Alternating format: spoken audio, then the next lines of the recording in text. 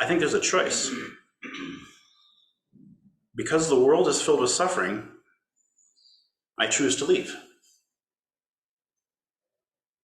Or because the world is filled with suffering, I choose to stay. Basically, that's what it feels like it comes down to me. All the ways we leave, I distract and I wander off and I go back to sleep again and I numb it and I avoid it and I repress it and I suppress it and I deny it and I rationalize it. Right? It's easier to think about sadness than to feel sadness. That's why I said the poem is in your chest, right? It's not in your head. And Buddhism as a tradition seems to really deeply recognize, it hurts. It hurts, doesn't it? So, since it does, we have a choice. And it's a powerful choice. And to discover that we have agency is quite brilliant. It really does change our experience. Suzuki Roshi, one of the great pioneers of Zen in the West, said to a student who met with him during a very difficult long retreat, a sesshin, the student was telling him, I can't handle it, I want to go. And Suzuki Roshi is recorded as saying, you can leave, of course, but there's nowhere to go.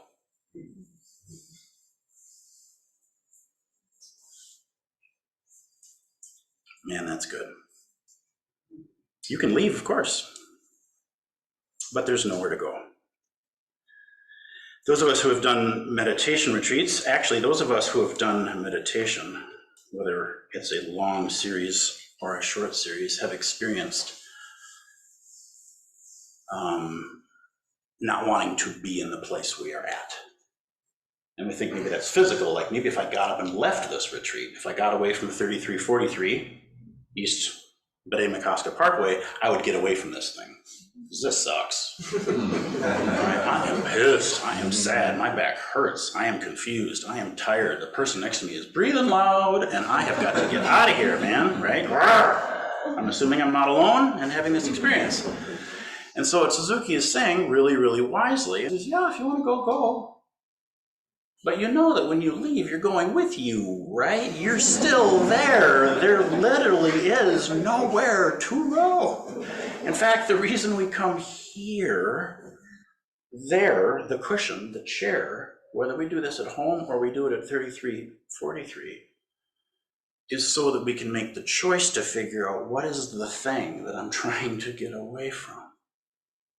Maybe there's a way of making friends with that thing, or understanding it, figuring out what it is, why it keeps showing up, to investigate something deeply. Wow, that's actually why I came here.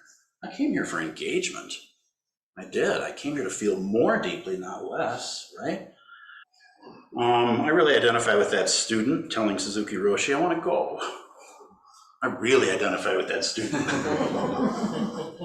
I really do.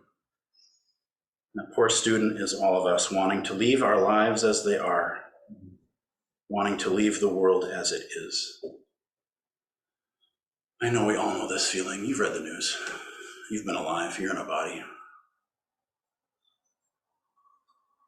You're dissatisfied with the world, are you not?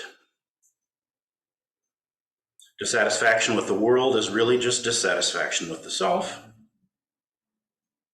since all we see in the world is just a projection of self. The thing I'm upset about is a little bit different than the thing you're upset about. There's some similarity in that feeling. But dissatisfaction is just another word for judging. So what you're actually saying here is that you judge yourself as unsatisfactory, and you also project that judgment onto the world. We've just called that, in this tradition, we call that the first and second noble truth. Suffering exists, and I'm wanting it to be different. And the flavor of that is going to be ever so slightly different for all of us, because we are separate individuals, and the feeling is also exactly the same, and the trend is exactly the same, and the dynamic is exactly the same, because we are not separate individuals. Dissatisfaction with experience, dissatisfaction with self, dissatisfaction with where we imagine in the external world it's coming from.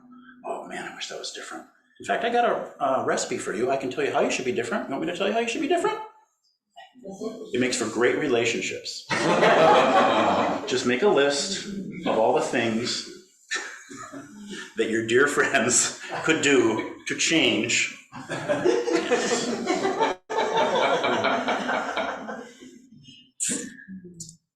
Dissatisfaction.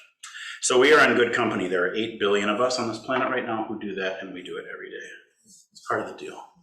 It's part of the deal. It's not a pathology, it's just a response. It's part of what we do. So that same Suzuki Roshi also said, very famously, a lot of us have heard this one, you're perfect the way that you are, and you could use some improvement.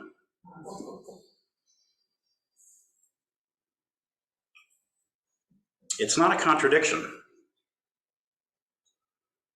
It's an inclusively complete truth. If we want to tell the truth, we have to include both sides. You are perfect the way you are. You could use some improvement. Those are not two separate statements that contradict one another. That is one true thing. It is inclusive. Does that make sense? Boom and boom. Those are both true, and they're true simultaneously. And one is not 50% true. They're both 100% true. So I appreciate that your brain doesn't understand the math. I know my brain doesn't understand that math either. But if you move the discerning, knowing organ down about 12 inches, this organ understands that completely, does not have a problem with that kind of stuff. The heart's way better at doing math in a lot of ways. It just doesn't fight with the 50-50 thing and numbers making sense and adding up. Come on, man. You drive me crazy, and I love you. The heart's like, yep, sounds right. That's my experience.